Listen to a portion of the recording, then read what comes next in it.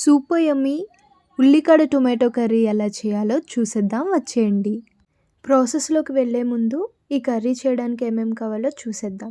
First spring onions cut చేసి పెట్టుకోండి. అలాగే టొమాటోస్, కొత్తిమీర, కరివేపాకు, ఆనియన్స్ని కట్ చేసి పెట్టుకోండి.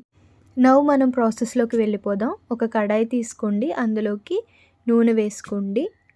హెల్త్కి మంచిది కాబట్టి నేనైతే నూనె కొద్దిగా తక్కువ తీసుకుంటున్నాను. మీరు యూజువల్గా ఎంత వేసుకుంటారో అంత వేసుకోండి. నూనె కొద్దిగా వేడెక్కిన తర్వాత జీరాని కొద్దిగా యాడ్ చేసుకోండి. జీరాని యాడ్ చేసుకొని కొద్దిసేపు బాగా వేయించుకోండి. దీనివల్ల కర్రీ టేస్ట్ చాలా బాగుంటుంది. నౌ కట్ చేసి పెట్టుకున్న చాప్డ్ ఆనియన్స్ని యాడ్ చేసుకొని గోల్డెన్ కలర్లోకి వచ్చేంత వరకు ఫ్రై చేసుకోండి. ఇలా ఆనియన్స్ ఫ్రై అవుతున్నప్పుడే కరివేపాకు, కొత్తిమీర కట్ చేసి పెట్టుకున్నాం కదా, వాటిని కూడా కలిపి వేయించండి. దీనికి కొద్దిగా సాల్ట్ యాడ్ చేసుకోండి. దీనివల్ల ఉల్లిపాయ ముక్కలు తొందరగా సాఫ్ట్గా ఉడికిపోతాయి. ఇలా ఉల్లిపాయ ముక్కలు కొద్దిగా కలర్ మారిన తర్వాత అల్లం వెల్లుల్లి పేస్ట్ యాడ్ చేసుకోండి. లేదా వెల్లుల్లిపాయలైనా చితక్కొట్టి వేసుకోవడం వల్ల మంచి ఫ్లేవర్ అనేది యాడ్ అవుతుంది కర్రీకి. ఉల్లిపాయ ముక్కలు గోల్డెన్ కలర్లోకి మారిన తర్వాత చూపించిన విధంగా టొమాటో ముక్కలను వేసి బాగా కలిపి మూత పెట్టుకోండి. 5 minutes తర్వాత మూత తీసి టొమాటో ముక్కలను మెత్తగా మెదుపుకున్న తర్వాత ముందే కోసిపెట్టి ఉంచుకున్న ఉల్లికాడ ముక్కలను వేసి బాగా కలపండి.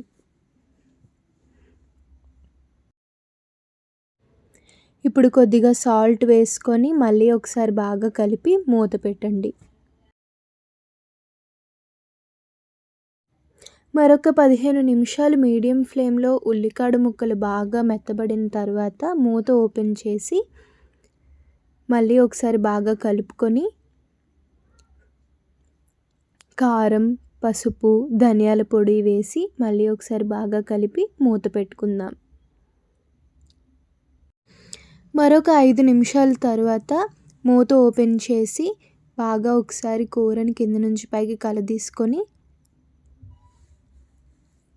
కూర మునగనట్టుగా వాటర్ వేసుకొని మళ్ళీ కాసేపు మూత పెట్టుకుందాం.